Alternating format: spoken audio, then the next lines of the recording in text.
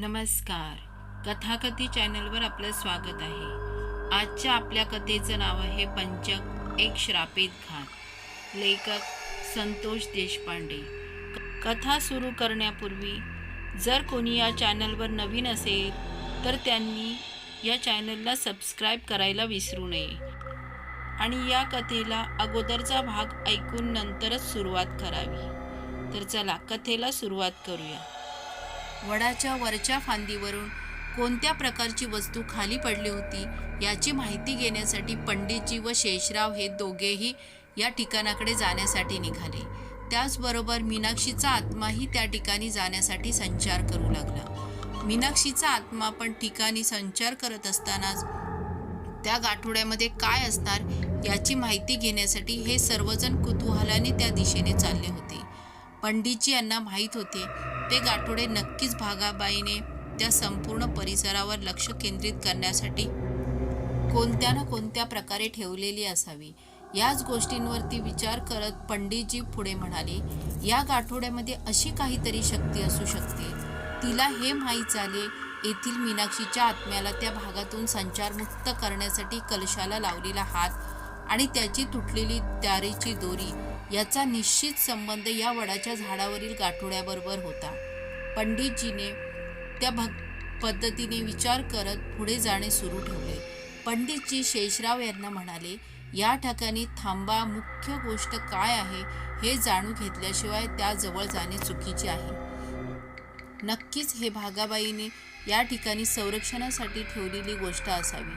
तिला कर्णपिशाच्य विद्येतून आपण कोणत्या ठिकाणी आहोत हे जाणून देऊ शकणार नाहीत हे पक्के आहे.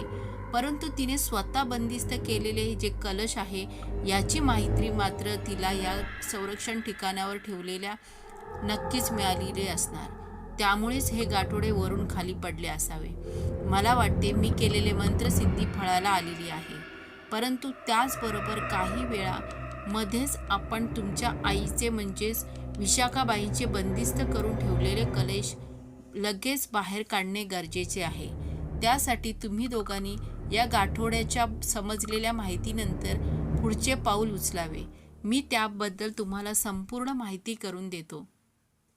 शेषराव म्हणाले, हे गाठोडे कोणत्या स्वरूपाचे आहे यामध्ये कोणता धोका तर नाही ना? भागाबाईला याबाबतीत जर माहिती समजली तर ती आपल्याला नक्कीच काहीतरी धोका निर्माण करू शकते असे मला वाटते. त्यावेळेला पंडितजी म्हणाले, हे गाठोडे पडलेली गोष्ट भागाबाईला कळली का नाही हे पाहण्यासाठी आपणाला थोडा वेळ विचार करावा लागेल. मीनाक्षी तेवढ्यात म्हणाली, मी काही क्षणांमध्ये माझ्या बहिणीच्या घराजवळ जाऊन तेथील माहिती घेऊन येऊ शकते. पंडितजी म्हणाले, ही गोष्ट आपणाला अजिबात करता येणार नाही कारण ती पूर्णपणे सावध झाली असणार. ती सावध झाल्यानंतर आपणाला नक्कीच कोणता तरी मोठा अडथळा निर्माण करू शकते. मला आता असे वाटते या गाठोड्या याबद्दलची उकल काढण्यासाठी मला माझ्याजवळची तंत्रशक्ती परत एकदा वापरावी लागेल. त्याच वेळेला त्या गाठोड्याला हात लावणे अगोदर मला कुंकुमार्चन केलेले कुंकू या गाठोड्यावरती टाकावे लागेल. नंतर पंडितजीने आपल्या कमरेला असलेल्या पुडीतून कुंकुमार्चन केलेले कुंकू बाहेर काढले आणि ते कुंकू त्या गाठोड्यावरती फुंकारले. त्याचबरोबर एक विचित्र पद्धतीचा काढलेला आवाज ऐकू आला. या वेळेला मात्र पंडितजींना समजले की हे ठिकाण आहे ते फारच विचित्र आणि रहस्यमय पद्धतीने बंदिस्त करण्यात आले आहे. पंडितजी म्हणाले, भद्रा म्हणायचा जो व्यक्ती आहे त्याची स्मशानसिद्धीचे साहित्य या ठिकाणी दडवून ठेवलेले आहे. यामध्ये नेमके काय आहे ते आपणाला पाहण्याचे गरजेचे आहे. त्याच वेळेला पंडितजींनी किंकाळी फुटलेला आवाज ऐकू आला. किंकाळीचा आवाज ऐकताच त्यांच्या लक्षात आले की या गाठोड्यामध्ये सुद्धा कोणीतरी प्रेतात्मा लपवून बसलेला आहे. भागाबाईचा गुरु म्हणजेच भद्रा हे करून घेत आहे का? स्मशानसिद्धीच्या साहित्याला सांभाळण्यासाठी हे या ठिकाणी गाठोड्यामध्ये बंदिस्त करून वरती वाड्याच्या झाडाला टांगलेला आहे का? आता नवीनच एक पद्धतीचे संकट या ठिकाणी येणार होते. यावर वाद नव्हता कारण शेषराव सुद्धा खूपच घाबरले होते. ते म्हणाले, एका मार्गातून वाट काढत असताना पुढे जावे म्हटले तर नवीन संकट उभे राहत आहे.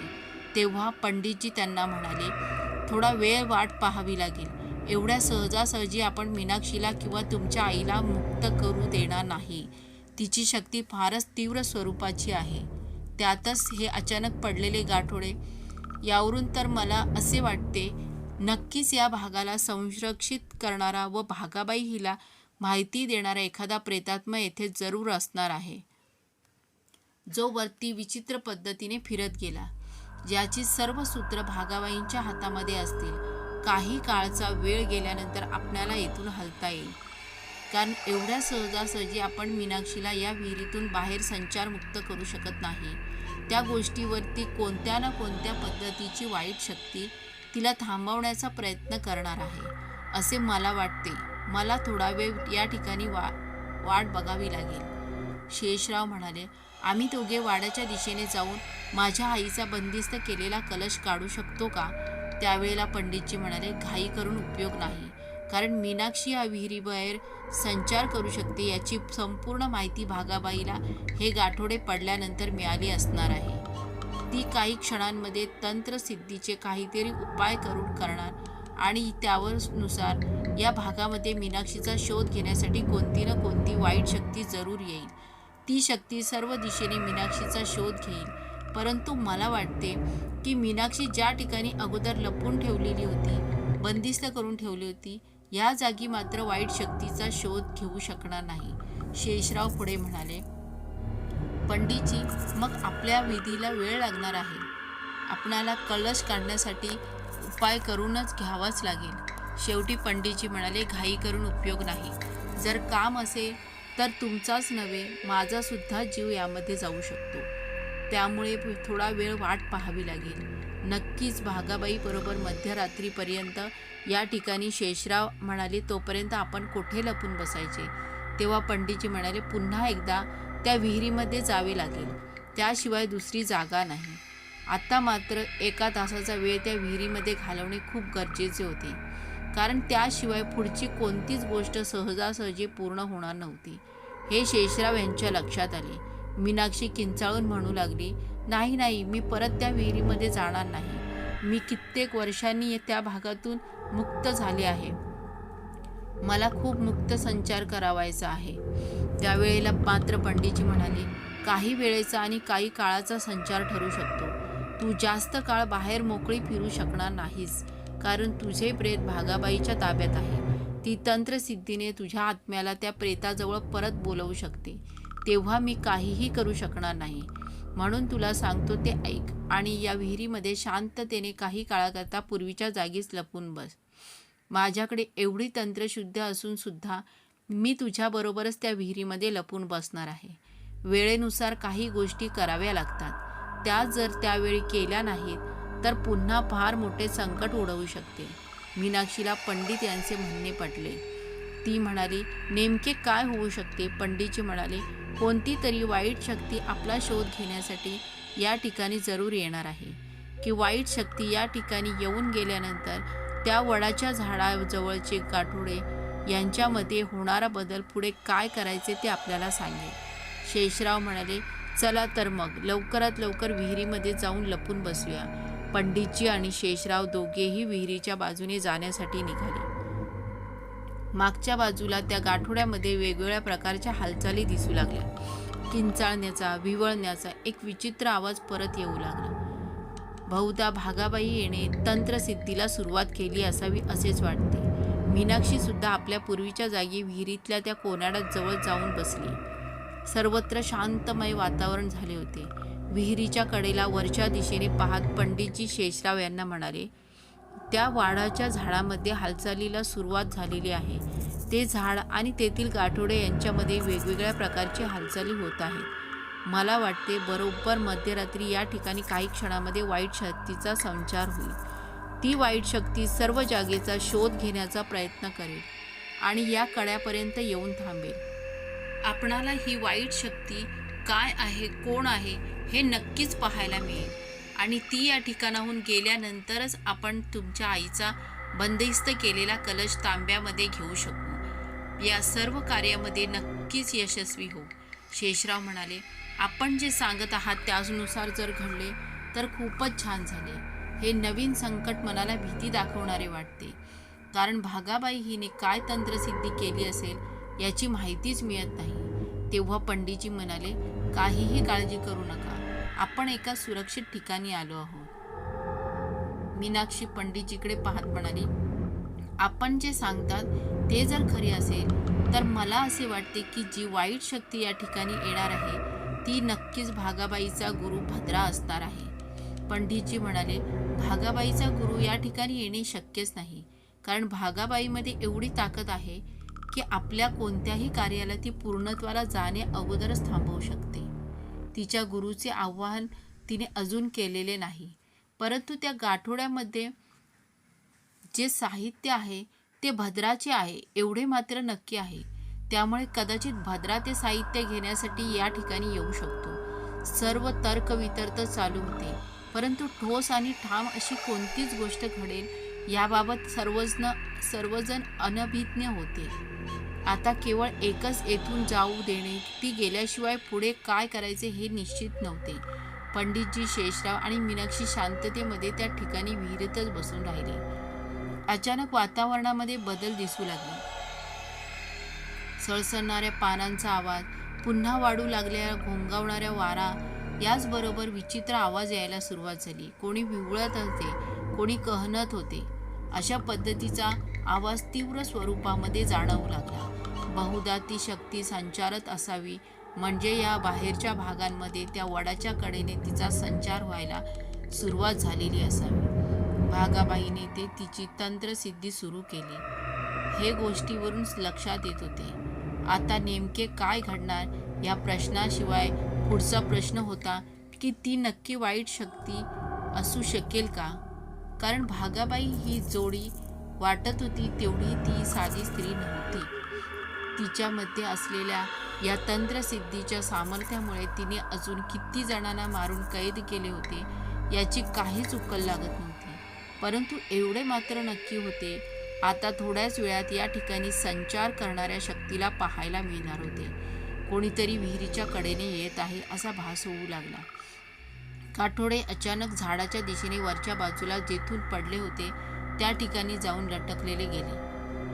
आता नक्कीच काहीतरी घडणार, कोणीतरी दबक्या पावल्याने मध्ये चालत येत आहे असा आविर्भाव निर्माण झालेला होता. पंडितजी, शेषराव दोघेही जण शांततेने विहिरीच्या आतल्या पायरीवरती लपून बसले होते. कोनाड्यामध्ये पूर्वी 4 जागीच मीनाक्षी शांततेमध्ये तशीच होती. विहिरीच्या कठड्यावरती कोणाचा तरी पाय ठेवलेला दिसू लागला. त्या वाईट शक्तीचे आगमन त्या ठिकाणी झालेले होते. विहिरीच्या काठावरती एक विचित्र पद्धतीने आकृती दिसत होती. आकृती फारच वेगळ्या स्वरूपाची होती. तिने विहिरीच्या कडेने एक गोल चक्कर मारली आणि पुन्हा त्या ठिकाणाहून ती वडाच्या दिशेने जाण्यासाठी निघाली. तिने संपूर्ण भागाचा अगदी व्यवस्थित पद्धतीने शोध घेतला. त्यानंतर वडाच्या झाडाला लटकलेल्या अवस्थेत जे गाठोडे होते ते गाठोडे झाडावरून आपल्या हातामध्ये काढून घेतले आणि ती पुढच्या प्रवासासाठी निघून गेली.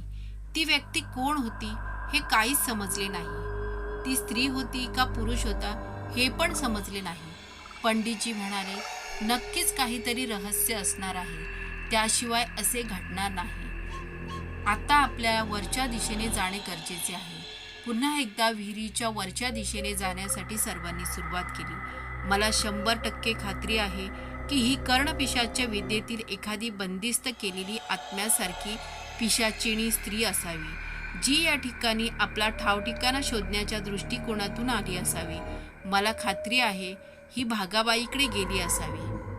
आता यानंतर येथे मीनाक्षी या कलशातून मुक्त झालेली आहे याचा सर्व ठावठिकाणा, याची सर्व खबरबात भागाबाईपर्यंत जाऊन पोचणार. भागाबाई काही वेळामध्ये या ठिकाणी परत येऊ शकते. आता ही पिशाचिनी स्त्री येथून गेल्यानंतर आपण इथे थांबणे फार चुकीचे आहे. त्यांच्या अगोदरच आपणाला शेषराव तुमच्या वाड्याकडे जावे लागेल. तुम्ही दोघेजण वाड्याच्या दिशेने जा. मी वाड्याच्या बाहेरील भागांमध्ये मंत्रसिद्धीयुक्त असा भस्मयज्ञ आरंभ करतो. त्यातून शेषराव तुम्हाला कोणत्याही प्रकारची हानी होणार नाही. आत्ता आपली वेळ जवळ आली आहे. आपणाला आता काहीही करून सूर्योदयाच्या आत त्या ठिकाणी जाऊन उद्या रात्रीपर्यंत तुमच्या आईचा कळस ताब्यामध्ये घेणे गरजेचे आहे. आणि त्यानंतरच आपण वकिली या गावी जाऊन आपले कार्य पूर्ण करू शकतो. त्या घाटावर येथे अंत्यसंस्कार झालेले आहेत. त्या घाटावरती आपणाला आणि यानंतरचे पुढचे कार्य करायचे आहे. तेथेच विशाखाबाई यांचा कलश विसर्जित करायचा आहे आणि त्यानंतर म्हणजे मीनाक्षी यांच्या प्रेताचा उपयोग कोणत्या कार्यासाठी भागाबाई करत होती हे पाहावे लागणार आहे. आता आपणाला लवकरात लवकर या विहिरीतून बाहेर पडावे लागेल. शेषराव मीनाक्षीचा संचार करण्यासाठी तयार झालेला प्रेतात्मा पंडितजी छाया बोलण्याकडे लक्ष देत होते आणि ते आता वेगामध्ये शेषराव यांच्या घराकडे जाण्यासाठी तयार झाले. त्या अगोदर पंडितजी आणि त्यांचे तंत्रसिद्धीचे सर्व साहित्य बरोबर घेतले आणि शेषराव यांच्या वाड्याकडे जाण्यासाठी निघाले. जाताना त्यांनी माझे आजोबा आणि मला दोघांना पण सोबत घेतले, कारण त्या ठिकाणी कोणत्याही पद्धतीची घटना घडू शकत नव्हती. माझे आजोबा यांनी पंडितजी यांनी वाड्याच्या कडेने जो भस्मयज्ञ करणार होते त्यासाठी मदत करायला सांगितले. मी स्वतः ते साहित्य बरोबर घेऊन त्यांच्यासोबत त्या ठिकाणी थांबलो होतो. वाड्याच्या बाहेरच्या प्रदेशांमध्ये आम्ही येऊन पोचलो होतो. पहाटेचे 3 वाजले होते आणि भस्मयज्ञासाठी सुरुवात झालेली होती. तासाभराच्या अंतरामध्येच कोणत्याही प्रकारे आम्हाला तो कलश तांब्यामध्ये घ्यायचा होता. कलश तांब्यामध्ये घेण्यासाठी भस्मयज्ञाला सुरुवात झाली.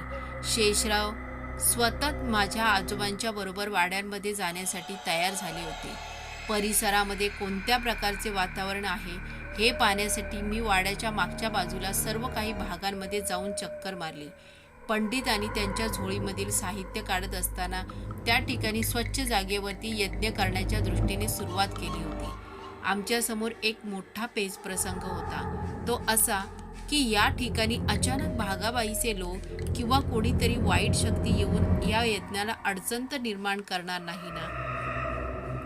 तसेच या भयानक वाड्यामध्ये गेल्यानंतर माझे आजोबा आणि शेषराव या दोघांना कोणती वाईट शक्ती जखडून तर ठेवणार नाही ना. भागाबाई ही एक विचित्र शक्ती धारण केलेली स्त्री होती. त्यातच तिचा गुरु भद्रा हा सुद्धा तिच्यापेक्षा प्रचंड शक्तिशाली आहे हे आम्हाला माहीत होते. आता भागाबाई हिने ज्या पद्धतीने मीनाक्षीला कैद केले होते, तिला त्या कैदेमधून सोडवण्यासाठी पंडितजींनी आपले प्रयत्न यशस्वी झाले होते. त्यातूनच त्यांनी हाताशी आलेला घास निघून जावा या पद्धतीचे वातावरण होते. पंडितजी मला म्हणाले, तुझे आजोबा आणि शेषराव हे वाड्यामध्ये गेले आहेत. आता वाड्यामधच्या कडेने एक प्रकारे भस्मयज्ञाचे सुरक्षा कवच मला निर्माण करायचे आहे. तू या कामामध्ये मला चांगल्या पद्धतीने मदत कर. होता होईल तेवढ्या लवकर आपणाला इथून तो कलश ताब्यामध्ये घेऊन दिवस उजाडण्याच्या आत वकिली या गावापर्यंत जायचे आहे आणि तेथे या कलशावरती ज्या ठिकाणी अंत्यसंस्कार झालेत त्या ठिकाणी तो विधिवत पद्धतीने विसर्जित करायचा आहे. दरम्यान त्याच वेळेला विचित्र पद्धतीचा आवाज आम्हाला ऐकू येऊ लागला. तो आवाज वाड्यातील खिडक्यांमधून येत होता. तो आवाज जणू एखाद्या वाईट शक्तीची चाहूल देऊन जात होता. आवाज इतका विचित्र होता की आतमध्ये कोणत्या तरी वाईट शक्तीचा प्रवेश झाला आहे असे आम्हाला वाटत होते. मी पण त्यांना म्हणालो, माझ्या आजोबांनी शेषराव यांच्या जीवाला धोका निर्माण होईल असे मला वाटत होते. तेव्हा पंडितजी म्हणाले, अजिबात धोका निर्माण होणार नाही. तिच्या प्रेतावर अंत्यसंस्कार करून मुक्तीसाठी विसर्जित करायचा आहे. वाड्याच्या मागच्या बाजूतून प्रवेश करत ते त्यांच्या आईच्या खोलीच्या दिशेने चालत चालत निघाले होते. अचानक मागच्या बाजूने आतमध्ये प्रवेश केल्यानंतर मागच्या बाजूच्या खिडकीतील खाडकन लागली. इतक्या जोरात खिडकी आदळलेले पाहता मोठा धोका निर्माण झाला आहे असेच वाटू लागले. असे का घडत असावे हे मात्र काही समजले नाही. एकापाठोपाठ एक काहीतरी लहान आकाराचे बोचके पडावे त्या पद्धतीचा आवाज येऊ लागला. शेषराव मागच्या दिशेने पाहू लागले. त्यांना माहीत होते की नक्कीच कोणतं तरी मोठं संकट आपल्यावर येऊन ठाकणार आहे. त्याच वेळेला कमरेची देवीची कुंकुमार्चनाची पुडी हातामध्ये धरत शेषराव आजोबांना म्हणाले, तुम्हाला सांगितल्याप्रमाणे तुम्ही पुढे व्हा. मला या ठिकाणी कोणत्या तरी वाईट शक्तीचा प्रादुर्भाव जाणवत आहे. तेव्हा माझे आजोबा शेषराव यांना म्हणाले, तुम्ही काळजी करू नका. आपल्याबरोबर महाशक्तिशाली कात्यायनी देवी हिचे कुंकुमार्चन केलेले कुंकू सोबत आहे.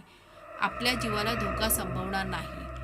कोणत्या विचित्र शक्तीने या ठिकाणी प्रवेश केला होता हे काहीच कळत नव्हते. त्याच वेळेला वाड्याच्या आतमधील भागांमधून इकडे तिकडे छोट्या छोट्या 1 ते 1.5 फुटाच्या आकृत्या त्या खिडकीतून उड्या मारताना दिसू लागल्या. त्या मधल्या आवारामध्ये एक विचित्र पद्धतीचा होता असे जाणवू लागले. शेवटी सोपी वाट होती तेवढी ती गोष्ट सोपी नव्हती. शेवटी शेषराव आणि आजोबा या दोघांनी आपल्या मस्तकावरती कात्यायनी देवी कुंकुमार्चन केलेले कुंकू मळवट याप्रमाणे हातामध्ये ते कुंकू घेतले आणि पुढे चालण्यास सुरुवात केली. ज्या ठिकाणी शेषराव यांच्या मातोश्रींचे प्रेत भिंतीमध्ये गाडले गेले होते त्या ठिकाणी पुन्हा जायचे होते. त्या ठिकाणचा प्रवास करत असताना विचित्र आवाज येऊ लागले. कोणतरी स्त्री विवळत आहे, कणत आहे, तिला त्रास होत आहे, ती रडत आहे असा आक्रोश येऊ लागला. नक्कीच त्या खोलीच्या दिशेने हा आवाज येत होता. आजोबा म्हणाले, शेषराव, हा नक्कीच तुमच्या मातोश्रींचा आवाज आहे. ती तुम्हाला बोलवत आहे. या संपूर्ण विचित्र प्रकारच्या बंदिस्त जागेतून मुक्त करण्यासाठी ती ओरडत आहे. चला, आपल्याला उशीर लावून चालणार नाही. आपल्याला त्या दिशेने जावेच लागेल. पंडितजींनी आपल्याला खूपच कमी वेळ दिलेला आहे. तिथून लवकरात लवकर आपणाला बाहेर निघणे गरजेचे आहे. भागाबाई ही जागृत होईल आणि कोणत्या पद्धतीची नवीन संकट आपल्यासमोर उभा करेल हे सांगता येत नाही. शेषराव आजोबांना म्हणाले, बरोबर आहे. आता तुम्ही म्हणता त्या पद्धतीने लगेच त्वरित गतीने आत जाऊया. दोघेही आजूबाजूला पाहत चालत होते. एका कोपऱ्यामध्ये काहीतरी विचित्र दिसत होते. ते नेमके काय होते हे लक्षात येत नव्हते, परंतु ते हलत होते. आपल्या मस्तकावरती देवीचे कुंकुम असल्याकारणाने मनामध्ये एक प्रकारची आत्मशक्ती निर्माण झाली होती. आता पुढे जाऊन काही कालावधीमध्येच त्या खोलीतील तो बंदिस्त केलेला कलश हातामध्ये घ्यायचा होता आणि आलेल्या मार्गाने पुन्हा पंडितजींच्याकडे जायचे होते. पुन्हा कोपऱ्यामधील हालचाल मोठ्या प्रमाणे वाढू लागली. अचानक हा झालेला प्रकार पाहून आता काय करावे हे समजेना. त्यातच मनामध्ये देवीचे नामस्मरण करत माझ्या आजोबांनी पुढे पाऊल ठेवले. त्यांच्या पाठोपाठ शेषरावही पुढच्या दिशेने चालू लागले. कोणती गोष्ट त्या ठिकाणी होती, का हलत होती, यासारखे प्रश्न एकापाठोपाठ डोळ्यासमोर उभे होते. आजोबा आणि शेषराव दोघेही धाडस करत पुढे जाऊ लागले. मागच्या बाजूने काहीतरी धावत येत आहे असा आवाज येऊ लागला. ज्या मागील ठिकाणाहून हा आवाज येत होता त्या ठिकाणाकडे माझे आजोबांनी मागे वळून पाहिले. पुन्हा त्यांच्या लक्षात आले की नक्कीच कोणीतरी 1 ते 1.5 फुटाची आकृती वेगाने धावत येत आहे.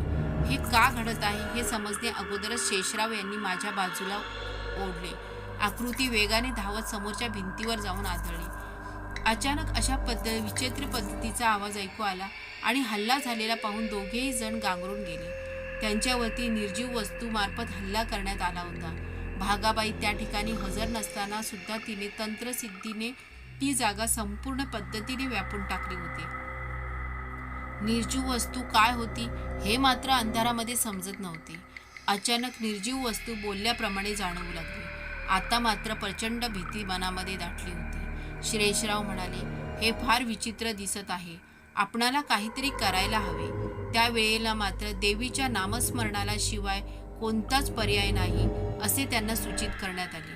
एवढे मात्र खरे होते, केवळ भगवती मातेच्या कुंकुमार्चन केलेल्या कुंकुवामुळे त्या वाड्यामध्ये आजोबा आणि शेषराव दोघेजण तग धरून उभे होते. आता काहीही करून लवकरात लवकर आतमध्ये जाणे गरजेचे होते. इतक्यात वरच्या दिशेतून काहीतरी हालचाल होणारी 1 ते 1.5 फुटाची वस्तू खाली येत आहे असे जाणवले. पुन्हा त्याच प्रकारची वस्तू हालत येत होती. ती काय होती हे समजत नव्हतं. या अगोदर आयुष्यामध्ये अशा प्रकारच्या कोणत्याच गोष्टी आजोबांनी व शेषराव यांनी पाहिल्या नव्हत्या. पाहत असलेल्या गोष्टींवर त्यांचा विश्वास बसणार नाही अशा अविश्वसनीय गोष्टी या घडत होत्या. बाहेरच्या बाजूला भस्म यज्ञ चालू आहे आणि तो भस्म यज्ञ आपल्याला एक प्रकारचे संरक्षण कवच निर्माण करत आहे याची जाणीव आजोबांना आणि शेषराव या दोघांना पण होती. नामस्मरण करत करत ते दोघेही जण त्या खोलीच्या दिशेने पुढे चालू लागले. खिडकीचा वाजण्याचा आवाज अचानक विचित्र येऊ लागला. विचित्र हालचाली, त्यातच खोलींमधून शेषराव आणि त्यांच्या मातोश्रीचा येणारा आवाज, या सर्व गोष्टींमुळे दोघेही गोंधळून व घाबरून गेले होते. नामस्मरण सुरू केल्यामुळे काही प्रमाणात त्यांच्या मनामध्ये आत्मविश्वास निर्माण झालेला होता. एक एक पाऊल पुढे टाकत कसे बसे ते त्या बंदिस्त केलेल्या खोलीजवळ आली, ज्या ठिकाणातून शेषराव यांच्या आईचे प्रेम भिंतीवरून उकरून बाहेर काढले गेले होते. त्या खोलीच्या दरवाजापर्यंत येऊन पोचल्यानंतर बाहेरच्या भागांमध्ये त्यांच्या मातोश्रींचा कलश बंदिस्त करून ठेवला होता. त्या ठिकाणी बाहेरच्या बाजूला एक मोकळा भाग होता. त्या ठिकाणी पोत्याप्रमाणे काहीतरी ठेवल्यासारखे दिसू लागले. ते सर्व पोत्यांचे भाग हे पोत्यांचे भाग नव्हते, तर वेगळ्या प्रकारच्या कणकेचे गोळे करून ठेवले होते. हे सर्व पाहता शेषराव आजोबांना म्हणाले, ही वस्तू वेगळेच काहीतरी दिसत आहे. या वस्तूमार्फतच आपल्यावर हल्ला केला जात असावा असे मला वाटते. नीट निरखून पहा. हे मातीपासून किंवा कणकेपासून बनवलेले गोळे दिसत आहेत. एवढ्या मोठ्या रूपामध्ये कणकेचे गोळे, त्याला दिलेले आकार हे वेगवेगळ्या प्रकारचे होते. छोट्या छोट्या मुलींप्रमाणे त्यांना आकार देण्यात आले होते. बाहेरच्या भागातील एक एक मुलींच्या आकारातील कणकेची बाहुली बोलू लागली. येथे 7 प्रकारच्या बाहुल्या दिसत होत्या. बाहुली विचित्र हालचाल करत होती. तिच्या डोळ्यांमधून लाल रंगाचा प्रकाश बाहेर दिसू लागला. हा प्रकार कोणता आहे हे समजणे अगोदर दोघेही जण घाबरले. एखादी निर्जीव असलेली वस्तू जी कणकेपासून बनवलेली आहे आणि ती बोलू शकते यावर त्यांचा विश्वासच नव्हता. शेषराव आणि आजोबा दोघेही खूप घाबरले होते. त्यांच्या लक्षात येईना की आता नेमके काय करायचे. या विचित्र पद्धतीची घटना त्यांनी या अगोदर कधीही पाहिली नव्हती. एका पाठोपाठ एक 7 बाहुल्या त्या ठिकाणी ठेवलेल्या दिसत होत्या. त्या जणू त्या कलशाला बाहेर नेण्यासाठी अटकाव तयार केलेल्या संरक्षक बाहुल्या होत्या. सर्वात पहिली बाहुली म्हणू लागली, तेवढे सोपे नाही जेवढे सोपे समजता. तुम्ही दोघे पण लक्षात ठेवा. आई नाही म्हणून काय झालं, मी तुला बाहेर जाऊ देणार नाही. आणि जरी तुम्ही तुमच्या जवळच्या शक्तीमुळे बाहेर जाऊ शकलात तरी तुमच्या सर्वांचा नाश केल्याशिवाय माझी आई शांत बसणार नाही. बोलणे ऐकल्यावर शेषराव आणि आजोबा दोघेही आश्चर्यचकित झाले. या ठिकाणी कोणाची आई म्हणून या बाहुलीने उल्लेख केला असावा. बाहुल्यांना सुद्धा आई असू शकते का? कोणत्या मृत असलेल्या मुलीच्या आत्म्याला या बाहुल्याच्या आतमध्ये तंत्रविद्येने कैद केले आहे का? भागाबाई हिने स्वतःच्या फायद्यासाठी गावातील लहान मुलींचा जीव घेऊन त्यांचा आत्मा बाहुल्यांमध्ये बंदिस्त करून ठेवला आहे. भागाबाईला मुलं होती. जर भागाबाईला मुलं झाली होती तर मग शेषराव त्यांच्यापासून लपून कशी काय राहिली?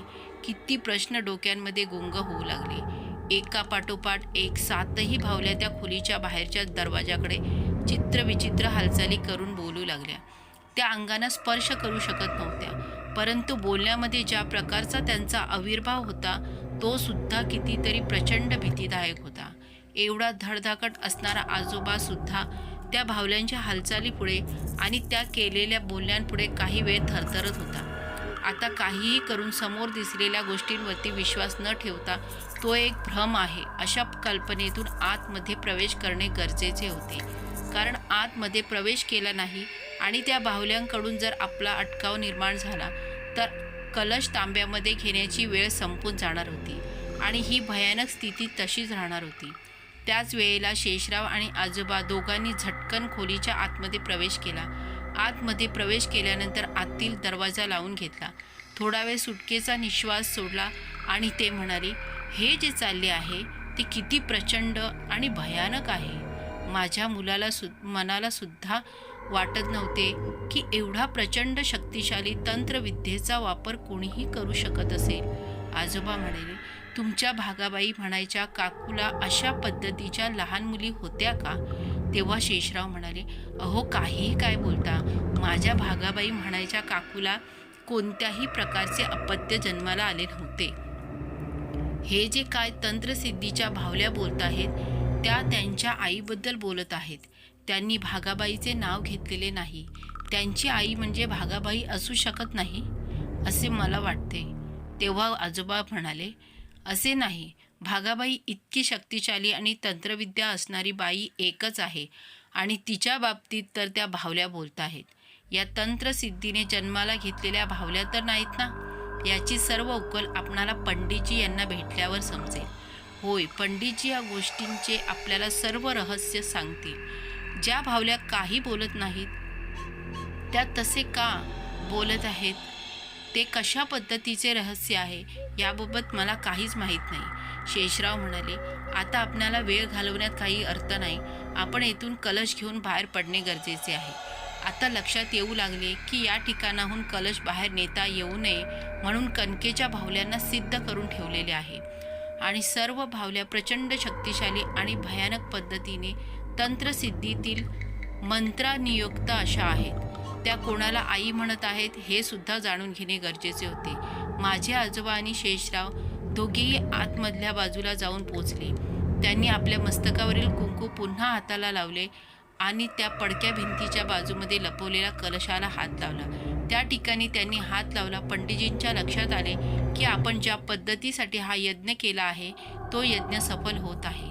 शेषराव आणि जगू या दोघांनीही कलश ताब्यामध्ये घेतला आहे. आता मोठ्याने मंत्र उच्चारण करण्यास पंडितजींनी सुरुवात केली आणि पंडितजी म्हणाले, आपणाला काही वेळामधूनच येथून बाहेर पुढे जाण्यासाठी निघावे लागेल.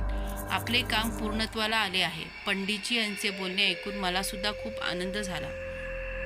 मंत्र पूर्णतः संपुष्टात येत होते. आम्ही दोघेही म्हणजे मी आणि पंडितजी वाड्याच्या मागच्या बाजूला यज्ञामध्ये मग्न होतो. यज्ञ संपुष्टात येण्यासाठी सुरुवात झाली होती. भस्म यज्ञ सिद्ध केल्यानंतर पुन्हा या दिशेने एक विचित्र आकृती दिसू लागली. जी आकृती त्या वडाच्या झाडावर अनेक गाठोडे पडले होते त्या गाठोड्याला घेऊन निघून गेली होती. तीच ही आकृती परत या ठिकाणी आलेली दिसत आहे. आता मात्र पंडितजींच्या लक्षात आले की कर्णपिशाच्या विद्येमधील भागाबाईने सिद्ध केलेली आकृती नव्हती, तर मीनाक्षीच्या कलशामधील बंदिस्त आत्म्याला बिहाराच्या बाहेर संचार करता यावा म्हणून जो बंदिस्त कलश केलेला होता त्या पद्धतीनेच त्या ठिकाणी बंदिस्त केलेली एक निष्पाप स्त्रीचा आत्मा होता. मीनाक्षीच्या बंदिस्त कलशाला मुक्त केल्यानंतर त्यामधूनच तिची सुद्धा उकल बाहेर पडण्यासाठी झाली होती. त्यानंतर ती सुद्धा एक प्रकारे तेथून मुक्त झालेली शक्ती होती. तिने शोध घेत त्या ठिकाणापर्यंतचा प्रवास केला होता. मी पंडितजी यांना म्हणालो, विहिरीमध्ये लपल्यानंतर बाहेरच्या भागांमध्ये दिसणारी तसेच वडाच्या झाडावरून पडलेले एक गाठोड्यातील साहित्यामध्ये हातामध्ये घेऊन जाणारी ही विचित्र स्त्री होती. आपण तिला पिशाचिनी सांगत होता आणि आपण तर म्हणत होता की ही भागाबाईंनी सिद्ध केलेल्या आकृती आहे. परंतु आपण आता म्हणत आहात ही भागाबाई सिद्ध केलेली आकृती नसून ती कर्णपिशाच्या विद्येतील शक्ती नसून भागाबाईने बंदिस्त केलेली व मीनाक्षीच्या बरोबर त्या कलशामध्ये लपवलेली जखडून ठेवलेली एक प्रचंड शक्तिशाली तंत्रविद्यामध्ये कैद असलेली पिशाचिनी स्त्री आहे. आपल्या हातून तिला मुक्ती मिळाल्यामुळे ती स्त्री आपल्याला काहीतरी सांगण्यासाठी या ठिकाणी आलेली आहे. हा भयानक आणि विचित्र प्रकार ऐकून मी काही काळ स्तब्ध राहिलो. आकृती आम्हाला काहीतरी सांगू इच्छित आहे. हे ऐकल्यानंतर मला खूपच आश्चर्य वाटले. त्यानंतर पंडितजी म्हणाले, आपण जसे समजतो तसा तर्क लागू नये, कारण काही वेगळेच असू शकते. तेव्हा त्यांच्या लक्षात आले की भागाबाईने ज्या लोकांना बंदिस्त केलेले आहे त्या प्रत्येक लोकांना बंदिस्त केल्यानंतर त्यांच्यावरती आधारित दुसरा कोणीतरी व्यक्ती त्याच ठिकाणी बाजूला तिने बंदिस्त केलेला आहे. जशी शेषराव यांची पत्नी विशाखाबाई यांच्या वाड्याच्या मागच्या बाजूला मीनाक्षी यांचे प्रेत आणि त्यांना बंदिस्त करण्याचे ठिकाण म्हणजे शेतातील विहीर. म्हणजे एका बाजूला ज्या ठिकाणी व्यक्ती बंदिस्त केलाय त्याच दुसऱ्या बाजूला दुसरा व्यक्ती पण त्या ठिकाणी बंदिस्त केलेला आहे. वाड्यामध्ये माझे आजोबा आणि शेषराव कलशाला हात लावण्यासाठी यशस्वी झाले आहेत हे समजले होते. आता ते बाहेर कधी येणार याची वाट पाहत पंडितजी आणि मी बसलो होतो. पंडितजी यांच्यासमोर आलेली ती भयानक आकृती एक प्रकारे आम्हाला मदत करण्याच्या उद्देशाने आली असावी असा आमचा ग्रह झाला, कारण तिने कोणत्याही प्रकारे त्रास न देता यज्ञाच्या समोरच्या भागांमध्ये ती उभी राहिली. तिचा चेहरा अजिबात दिसत नव्हता. फारच विचित्र पद्धतीचा हा प्रकार होता. पंडितजी म्हणाली, हा भागाबाईच्या हातामध्ये असलेला आत्मा नाही, तो मीनाक्षीला मुक्त केल्यानंतर मुक्त झालेला एक प्रेतात्मा आहे. हा कोण आहे? हा कशासाठी आला आहे? त्याचे काय कारण असावे? हा आपणाला भस्मयज्ञ संपल्यानंतरच समजेल. आता आपण यज्ञ चालू ठेवणे गरजेचं आहे, कारण यानंतरच पूर्ती होणार होती. त्यावरच तुझे आजोबा आणि शेषराव दोघेही अगदी सहजरित्या वाड्यातून बाहेर येतील. त्यांना कोणताही त्रास होणार नाही व यानंतरच आतमधील विधी अगदी व्यवस्थित पार पडेल आणि ते त्या कलशाला घेऊन बाहेर येतील. आणि आजोबा दोघेही त्या खोलीजवळ पोचले. कणकेच्या बाहुल्यांमध्ये हालचाल दिसू लागली होती. त्या कोणाच्या इशाऱ्यावरती हालचाल करत होते हे मात्र समजत नव्हते. हा विचित्र आणि भयानक प्रकार पाहून शेषराव घाबरले होते. त्यांनी कसेबसे तेथील कलश तांब्यामध्ये घेतला आणि तेथून ते मागच्या दिशेने वाड्याच्या येऊ लागले. ज्या ठिकाणी यज्ञ सुरू होता त्या ठिकाणपर्यंत येणे तसे अवघड काम होते, कारण 1-1.5 फुटाची बाहुली वेगवेगळ्या प्रकारे हालचाल करत आडवी येऊ लागली होती. भद्रा म्हणायचा जो गुरु होता त्यालाच या प्रकारची विद्या अवगत होती असे पंडितजीने मला सांगितले होते, कारण मला भागाबाईंकडे बाहुली सिद्ध करण्याची विद्या अवगत नव्हती. वाड्याच्या दिशेने आतमध्ये निघून गेले. मागच्या भागातून माझे आजोबा आणि शेषराव हातामध्ये कलश घेऊन त्या ठिकाणापर्यंत पोचले. आता तिथून पुढे आम्हाला वकिली गावापर्यंतचा प्रवास करायचा होता. पंडितजी यांच्या समोर वाड्याच्या मागील भागातून शेषराव आणि आजोबा दोघेही बाहेर आले. पंडितजी यांचे पूर्ण लक्ष त्या दोघांकडे गेले. त्यावेळेला समोर उभी असलेली पिशाचिनी स्त्रीची आकृती अदृश्य झाली होती. तिला काहीतरी सांगायचे होते, परंतु अचानक आलेल्या माणसांच्या वावरामुळे ती त्या ठिकाणाहून अदृश्य झाली होती की कोण काय माहिती. याचे रहस्य तसेच राहिले. तेव्हा पंडितजी यांना त्या दोघांच्या हालचालीवरती लक्ष देणे महत्त्वाचे वाटले. त्याच वेळेला शेषराव त्यांच्या हातामध्ये असलेला तो कलश पाहून पंडितजी खुश झाले. पंडितजी यांनी भस्म यज्ञ संपन्न केल्यानंतर पूर्णाहुती झाल्यानंतर जी घटना घडली त्याचाच हा प्रसाद होता हे त्यांनी ओळखले. आता त्या कलशाला स्वतःच्या जवळच्या भगव्या वस्त्रांमध्ये बांधून त्या पुढचा प्रवास करायचा होता. म्हणजे वकिली गावी जाणे गरजेचे होते. यापूर्वी पंडितजींना शेषराव आणि जग्गू आजोबा या दोघांनीही तेथील घडलेली घटना सांगायला सुरुवात केली. आतमध्ये 7 वेगवेगळ्या प्रकारच्या कणकेच्या बाहुल्या अशा पद्धतीने पाठलाग करत होत्या. कशा प्रकारे हवेमध्ये उडत वरच्या दिशेतून बाजूने खिडकीतून हल्ला करत होत्या यांची सर्व माहिती आजोबांना द्यायला सुरुवात केली. आजोबा ज्या वेळेला ही सर्व माहिती देऊ लागले तेव्हा पंडितजी यांच्या आजवरच्या इतिहासामध्ये अशा प्रकारची तंत्रसिद्धी त्यांनी पाहिली नव्हती. जी तंत्रसिद्धी होती ती सर्वथा पंडितजींच्या केवळ ऐकण्यामधली होती. काही ठराविकच लोक जे स्वतःला गुहेमध्ये गाडून घेतात तीच लोक फक्त अशा प्रकारची सिद्धी करू शकतात. ही सर्व घटना ऐकल्यानंतर पंडितजी यांचा तर्क वाढू लागला. बाहुलीने हल्ला करून बोललेली गोष्ट ऐकल्यानंतर पंडितजींना खूपच आश्चर्य वाटले, कारण या विचित्र पद्धतीची बाहुल्यांना सिद्ध करण्याची विद्या जाणणारा व्यक्ती फक्त भद्रा हाच होता. आणि भद्रासुद्धा भागाबाईच्या इशाऱ्यावरती काम करत आहे ही एक शक्यता त्यांच्या मनामध्ये निर्माण झाली होती. त्या शक्यतेबरोबरच पुढची एक शक्यता होती, ती म्हणजे भागाबाई या स्त्रीने गाव सोडून भद्राबरोबर त्याच्या गुप्त ठिकाणी तरी निवासस्थान बदलले आहे का अशी पण शक्यता निर्माण झालेली होती. पंडितजी म्हणाले, याप्रमाणे कणकेच्या बाहुल्यांना सिद्ध करून लोकांना मृत्यूच्या छायेमध्ये ढकलणाऱ्या या भयानक विद्येला जाणणारी व्यक्ती म्हणजे फक्त भद्रा हीच होय. परंतु मला समजले नाही की बाहुली स्वतःच्या आईबद्दल या पद्धतीचे बोलणे करत आहे आणि धमकावत आहे की माझ्या आईला समजल्यानंतर तुमचे काय होईल. ही गोष्ट फारच विचित्र वाटत आहे. बाहुल्यांची सुद्धा कोणी आई असू शकते.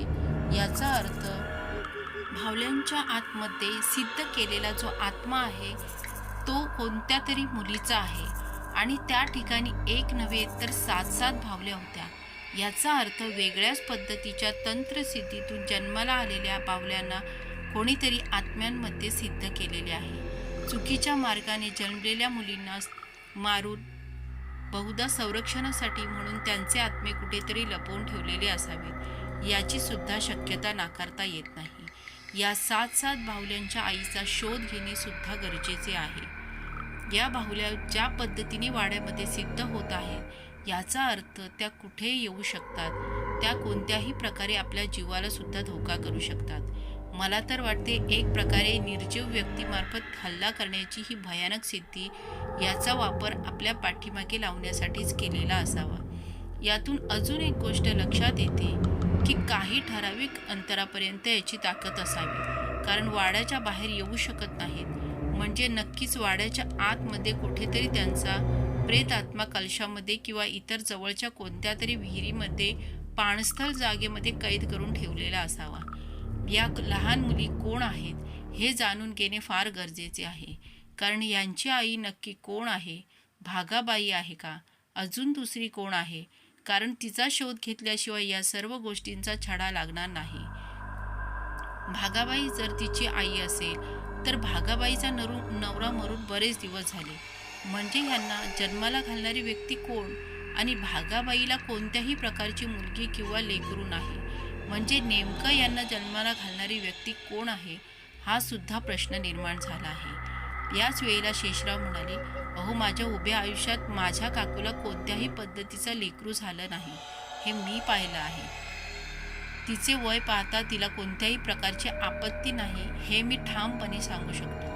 त्याच वेळेला पंडितजी म्हणाले, शेषराव, तुम्ही जेवढे समजता तेवढ्या सोप्या पद्धतीचे जीवन नाही. प्रचंड तंत्रसिद्धी प्राप्त करून असणाऱ्या व्यक्ती बरोबर भागाबाईचा संबंध होता. या एका गोष्टीवरून तर्कवितर्क करावे लागत आहेत. आजपर्यंत जे काही मी तुम्हाला बोलत आहे ते तर्कवितर्क आहेत. याला ठाम किंवा ठोस असा पुरावा अजूनपर्यंत प्राप्त झाला नाही. परंतु ज्या ज्या गोष्टी जशा समोर येत आहेत तशा तशा मी तुम्हाला सांगत आहे. आपण तशा शक्यता वर्तवल्यानंतर त्या समोर येणे याचा अर्थ आपला तर्क खरा होत चालला आहे. मला असे वाटते की मीनाक्षीचा देह बाहेर काढणे गरजेचे आहे. मीनाक्षीचा देह जोपर्यंत बाहेर निघत नाही आणि तिच्या सांगाड्यावरती व्यवस्थित असे अंत्यसंस्कार होत नाहीत तोपर्यंत या गोष्टीची उकल समजणार नाही. काही कालवश करता आपण जरी मीनाक्षीला त्या विहिरीच्या बाहेरच्या भागांमध्ये संचार करायला मुक्त केले असले तरी मीनाक्षीला वकिली या गावापर्यंत आपण घेऊन जाऊ शकणार नाही आहोत. शेषराव म्हणाले, तिला त्या ठिकाणी घेऊन जाणे गरजेचे आहे, कारण मला वाटते माझ्या आईच्या अंत्यविधीच्या दशक्रिया विधीच्या कार्यक्रमाच्या वेळी तिचा आत्मा प्रत्यक्ष त्या ठिकाणी आल्यानंतरच त्या दोघांमध्ये काहीतरी संवाद होऊ शकेल आणि नक्कीच आपल्याला काहीतरी माहिती मिळू शकेल. त्याच वेळेला पंडितजी म्हणाले, तुमची शक्यता नाकारता येत नाही, परंतु लक्षात घ्या, जर मीनाक्षीला इथून आपण त्याकडे घेऊन गेलो तर मला नक्कीच वाटते की आपल्या पाठोपाठ भयानक संकट येऊ शकते. मला देवी कात्यायनी पुढे येणाऱ्या संकटांची बऱ्याच प्रकारे चाहूल देत असते. त्याच वेळेला जग्गू आजोबा म्हणाले, नाहीतरी पंडितजी, सध्या आपण कुठे सुरक्षित आहोत? कोणत्या ना कोणत्या संकटाला सामोरे जातच आहोत. मला तर वाटते शेषरावजी म्हणत आहेत त्या पद्धतीने मीनाक्षी यांना आपण त्या स्थानातून संचार करण्यासाठी मुक्त केले आहे, तेव्हा त्यांनाही आपल्याबरोबर वकिली या गावाकडे घेऊन जावे. दोन्ही बहिणींचा आत्मा शेवटच्या वेळी तरी भेट घेईल, त्यांचे पुण्य तरी आपल्याला लाभेल असे मला वाटते. ही गोष्ट आहे. आत्ताच पंडितजी म्हणाले, तुमच्या दोघांच्या बोलण्यामध्ये तथ्य आहे. तसेही आपण सुरक्षित नाही आहोत, परंतु आपणाला संपूर्णतः तंत्रसिद्धीचा धोका नाही. महाशक्तिशाली कात्यायनी देवीच्या कृपाछत्राखाली आपण हे कार्य सिद्ध करत आहोत, हे मात्र नक्की आहे. मीनाक्षी हिचा जो संचार करणारा आत्मा आहे त्याला तुमच्या मातेच्या दशक्रिया विधीसाठी घेऊन जाणे उचित ठरेल. मग कोणतेही संकट पुढे आले तरी तिचा आत्मासुद्धा आपणाला मदत करू शकेल असे मला वाटते. मला अजून एक शक्यता नाकारता येत नाही. मला तर आता खात्रीच वाटते की मीनाक्षी ही प्रचंड सुंदर व्यक्ती असल्यामुळे तिच्या शरीराचा वापर कोणत्या तरी कार्यासाठी भागाबाई आणि भद्रा हे दोघेजण करत असावेत. शेषराव आजोबा आणि मी तिघेही जण पंडितजींच्या बोलण्यावर खूपच आश्चर्यचकित झालो होतो, कारण वाड्याच्या आतमध्ये घडलेली बाहुल्यांची गोष्ट होती ती खूपच भयानक पद्धतीची होती. कारण माणूस पाठवला गेलेली ही गोष्ट आजपर्यंत ऐकली होती. भूतसुद्धा किंवा पिशाचसुद्धा पाठलाग करू शकतो हे पण ऐकलं होतं, परंतु एखाद्या निर्जीव वस्तूंमध्ये एखादा प्रेतात्मा सिद्ध करून ती पाठीमागे लावणे किंवा संरक्षणासाठी त्या जागेवरती ठेवणे ही फारच विचार करायला लावणारी गोष्ट होती. पंडितजी म्हणाले, मला ह्या गोष्टींचा छडा लावण्यासाठी सर्वात अगोदर विशाखाबाईंचा यांचा मिळालेला जो कलश आहे त्यावरती वकिले या गावामध्ये जाऊन विसर्जन संस्कार करावे लागतील. त्यांच्या आत्म्याला मुक्तता दिल्याशिवाय पुढची कोणतीही गोष्ट समजणार नाही. मला तर अशी खात्री वाटते की विशाखाबाई यांचा आत्मा या कलशामध्ये ज्या पद्धतीने बंदिस्त केलेला आहे, तो जेव्हा पाण्यामध्ये विसर्जित करण्यात येईल त्यावेळेला तो नक्कीच आपल्याला आव्हानाला साथ देऊन काही ना काहीतरी रहस्यमय माहिती जरूर सांगेल. भागाबाई, भद्रा व भागाबाईचा नवरा विशाखाबाई यांचे पती म्हणजे शेषराव यांचे वडील या सर्वांबद्दलची, तसेच मीनाक्षीने ही जी माहिती सांगितली तिच्याबद्दलची माहिती नक्कीच आपणाला विशाखाबाई यांच्याकडनं मिळू शकेल. आजवरच्या या भयानक प्रवासामध्ये ज्या ज्या विविध घटना घडलेल्या आहेत, या सर्व घटनांचा छडा लावण्यासाठी मला वाटते विशाखाबाई यांच्या आत्म्यांचा अंतिम संस्कार जो पाण्यामध्ये होणार आहे, जे पिंडदान होणार आहे, त्यानंतरच आपल्या आव्हानाला साथ देऊन तो आत्मा नक्कीच आपणाला मदत करेल आणि ती फारच मोठी गोष्ट आपल्यासाठी असणार आहे. तसेच मीनाक्षी यांच्या आत्म्याला त्या ठिकाणी येऊन गेल्यानंतर त्या दोघी बहिणीमध्येच होणारा संवादसुद्धा आपल्याला फार उपयुक्त ठरणार आहे. मला तर नक्कीच वाटते या दशक्रिया विधीसाठी घाटावरती आपण जो कार्यक्रम करणार आहोत ते ठिकाणसुद्धा त्या पद्धतीने संरक्षित करावे लागेल, म्हणजे जेणेकरून तिथे तंत्रसिद्धींच्या, बाहुल्यांच्या, प्रेत आत्म्यांचा किंवा इतर कोणत्याही पद्धतीचे वाईट शक्तींचा प्रादुर्भाव होणार नाही. कुंकुमार्चन केलेल्या कुंकवाचा सडा चौक पद्धतीने ज्या ठिकाणी दशक्रिया विधी होणार आहे तेथे टाकावा लागेल आणि त्यामध्ये आपण सर्वच्या सर्वजण सुरक्षितरित्या दशक्रिया विधी हा सर्वात महत्त्वाचा, सर्वात जास्त उपयुक्त ठरणार आहे. कलश मिळाल्याचा आनंद खूपच वेगळा होता. शेषराव यांच्या डोळ्यातून पाणी वाहत होते. त्यांनी पंडितजींच्या समोर लोटांगण घातले. पंडितजी म्हणाले, आता वेळ घालवण्यात अर्थ नाही. आता एकच भयानक आकृती पुन्हा एकदा तुमच्या वाड्याच्या दिशेने आत गेली आहे. ती काही माहिती सांगणे अगोदरच निघून गेली. तुम्ही दोघे जण बाहेर येत आहात हे पाहताच ती निघून गेली. याचे पण काय कारण असेल, याचे कारण काय असेल हे आपल्याला कसे कळेल? याची काय माहिती? तुमच्या आईच्या कलशाला त्याच घाटावरती विसर्जित केल्यानंतरच आपल्याला समजेल. भागाबाई तिचे लक्ष या भस्म यज्ञामुळे ते वाड्यापासून दूर गेलेले असावे. नक्कीच या गोष्टींमध्ये भागाबाई अनभिज्ञ राहिले आहेत असा माझा तर्क आहे. परंतु या बाहुल्या पाहिल्यानंतर मला वाटते की भागाबाईंनी या ठिकाणीच बाहुल्यांना वाड्यामध्ये संरक्षण करण्यासाठी ठेवले आहे व त्यांच्या जीवावरतीच या कलशाची सुरक्षितता ठेवली आहे. मला वाटते भागाबाई यानंतर भयानक पद्धतीचं कटकारस्थान जरूर करतील. त्या अगोदर आपण येथून दशक्रिया विधी करण्यासाठी वकिली या गावी घाटावरती जावे लागेल. शेतातील त्यांच्या असणाऱ्या कामगार लोक असे सर्वजण मिळून आम्ही वकिली गावाच्या दिशेने प्रवासाला सुरुवात केली. वाड्यामध्ये गेलेल्या त्या आकृतीला आम्ही पाहिले, परंतु ती कोण होती, ती त्या ठिकाणी का गेली याचा अर्थ मात्र मी गावामध्ये गेल्याशिवाय करणार नव्हता. कारण पंडितजी यांच्या कात्यायनी देवीच्या मूर्तीसमोरील यज्ञामध्ये त्या गोष्टीची उकल होणार, कारण भद्रा हा अजूनपर्यंत पुढे आलेला नव्हता. पंडितजी यांना केलेले तर्कवितर्क प्रवासाच्या दरम्यान डोक्यामध्ये घोळ घालत होते. कोणत्याही परिस्थितीमध्ये तो तिथला आत्मा त्या कलशातून विधी करून घाटावरती मुक्त करायचा होता. त्यानंतर होता पुढचा प्रवास म्हणजे मीनाक्षी यांना मीनाक्षी हिचे शरीर शोधून त्यांच्यावरती सुद्धा अतिशय चांगल्या पद्धतीने सवाष्णबाईसारखे अंत्यसंस्कार करण्याचा विधी पार पाडायचा होता. हे सुद्धा भयानक कार्य करण्यासाठी शेषराव तयार होणार होते. त्यांना माहीत होते या कार्यानंतर त्यांच्या वंशाला वृद्धी मिळणार आहे. सर्व जणांचा वकिली गावाकडे प्रवास सुरू झालेला होता.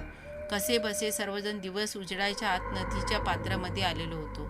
पंडितजी सांगू लागले, यानंतर लगेच वकिली गावाकडे प्रवास करायचा आहे. त्यासाठी आपल्याबरोबरचे, आपल्या जवळचे या कार्यामध्ये मदत केलेले प्रत्येक व्यक्तीला आपण येथून वकिली गावाकडे घेऊन जावे लागेल. कारण येथे जो व्यक्ती शिल्लक राहील, आपल्याला मदत केलेला जो व्यक्ती असेल, त्या प्रत्येकाला भागाबाई तिच्या तंत्र साधनेने काही ना काहीतरी त्रास देणारच. त्याच वेळेला शेषराव म्हणू लागले, म्हणजे माझ्या शेतामधील जे कामगार होते त्यांनासुद्धा येथून घेऊन जावे लागेल. होय, त्यांनासुद्धा घेऊन जावे लागेल, कारण या कारणामुळे सर्वांना वकिली गावाकडे जावे लागेल. आपण जेवढे सांगतो तेवढे सोपे कार्य आहे. सूड आणि तिच्या हातातील तंत्रशक्ती याला आव्हान देण्याचे आपण काम केले आहे. त्यामुळे त्यांना घेऊन जावेच लागेल, कारण त्यांनी आपल्या पहिल्यापासून खूप मदत केलेली आहे. त्याच वेळेला पंडितजी शेषराव यांना म्हणाले, तुम्ही लवकरात लवकर या कलशासह गावाकडे जाण्यासाठी तुमच्या शेतातील सर्व लोकांना एकत्र करून, परंतु त्या व्यक्तींना सुरक्षित ठेवण्यासाठी आपणाला नक्कीच त्या सर्वांना बरोबर घेऊन जावे लागेल. तर त्यांना आपण बरोबर घेऊन शकलो नाही तर त्या बिचारे गरीब लोकांचा जीव विनाकारण तुमच्या कौटुंबिक भक्तीकडे जाऊ शकतो. शेषराव म्हणाले, नाही नाही, मी माझ्यामुळे कोणत्याही व्यक्तीचा जीव जाऊ देणार नाही.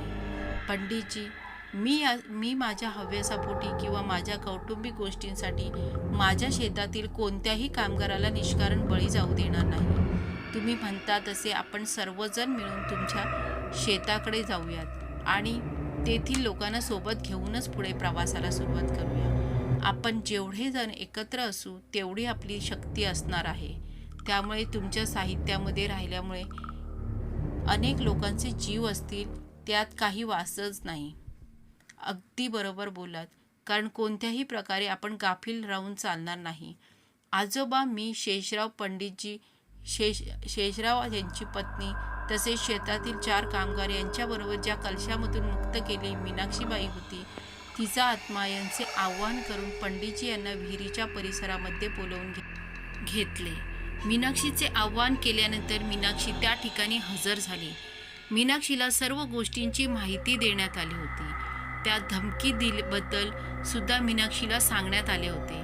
मीनाक्षीच्या लक्षात येईना की नेमके कोणत्या पद्धतीचे तंत्र त्या कणकेच्या बाहुल्यांना सिद्ध करण्यासाठी वापरले आहे.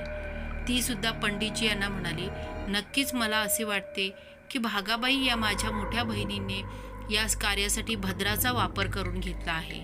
अनाहूत पद्धतीने तयार झालेली संतती यांचा बळी देऊन तंत्रसिद्धीसाठी याचा वापर करत असाव्यात असा मला ठाम विश्वास आहे. मीनाक्षीने जी गोष्ट सांगितली त्या गोष्टीमध्ये नक्कीच यास काहीतरी तथ्य होते, कारण कोणत्याही पद्धतीमध्ये वासना ही प्रमुख अशी गोष्ट होती की जिच्या पोटी हे सर्व कांड घडून आलेले होते. अप्रतिम तारुण्यात असणारी व सुंदर दिसणारी मीनाक्षी, त्याचबरोबर विशाखाबाई, या दोघांबद्दल मनामध्ये आकाश निर्माण झालेली भागाबाई, या सर्वांचा पूर्व इतिहास पाहता या शक्यतेला नाकारता येत नव्हते. मीनाक्षी पुढे बोलू लागली. त्याच वेळेला पंडितजी यांनी मीनाक्षीला सांगितले की आपणाला दशक्रिया विधीसाठी लवकरात लवकर वकली गावाकडे जावे लागेल. त्यानंतर तिथे गेल्यावर दशक्रिया विधी झाल्यानंतर तुमची बहीण मुक्त होईल. मुक्त होण्याअगोदर तुमच्याशी चर्चा करेल. तुमच्या दोघींमधील अखेरचा संवाद असणार आहे. त्या संवादामधून तुम्हाला अनेक गोष्टी माहीत होतील. तुमचे या कार्यामध्ये फार महत्त्वाचे योगदान लाभेल. त्यावेळेला तुम्ही तुमच्या बाबतीत घडलेल्या घटना आणि तुमच्या बहिणीच्या बाबतीत घडलेल्या घटना यांची माहिती मिळवाल. आम्हाला त्या माहितीचा खूप फायदा होईल. बऱ्याच गोष्टी समोर आल्यानंतर मला असे वाटते की शेवट कात्यायनी देवीच्या अग्निहोत्र पूजेच्या कपड्यावरती बऱ्याच गोष्टींची उकलसुद्धा होईल. तुमचा आत्मा मुक्त करण्यासाठी त्यानंतर मी प्रयत्न करेन.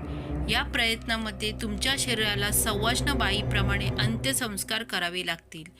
या कार्यात तुमची सुद्धा महत्त्वाची मदत होईल. संपूर्ण उकल झाल्याखेरीज कोणता व्यक्ती त्या बाहुल्यांना सिद्ध करत आहे, त्या बाहुल्यांमध्ये कोणाचा जीव आहे, या सर्व गोष्टी समोर येतील आणि त्यासाठी आपण तातडीने दशक्रिया विधीसाठी गावाकडे जावे लागेल. त्यासाठी मी तुमचे आव्हान केले आहे, कारण पुन्हा एकदा जर भागाबाईचा तावडीमध्ये तुमचा आत्मा सापडला, नक्कीच ती तुम्हाला परत कैद करेल आणि तुमची मुक्ती होणे फार कठीण होऊन बसेल. मीनाक्षी आणि पंडितजी यांच्या चर्चेमधून पंडितजी यांनी मीनाक्षीला तिच्या बहिणीचा कलश प्राप्त केला आहे हे सांगितल्यानंतर मीनाक्षी या गोष्टीने खूप आनंदित झाली होती, कारण तिच्या बहिणीला आत्म्याला भेटण्याची शेवटची संधी तिला या क्रियेतून मिळणार होती. तिनेही त्यांच्याबरोबर येण्यास तयारी दर्शवली. सर्व लोक पाठोपाठ शेतामध्ये जमा झाले.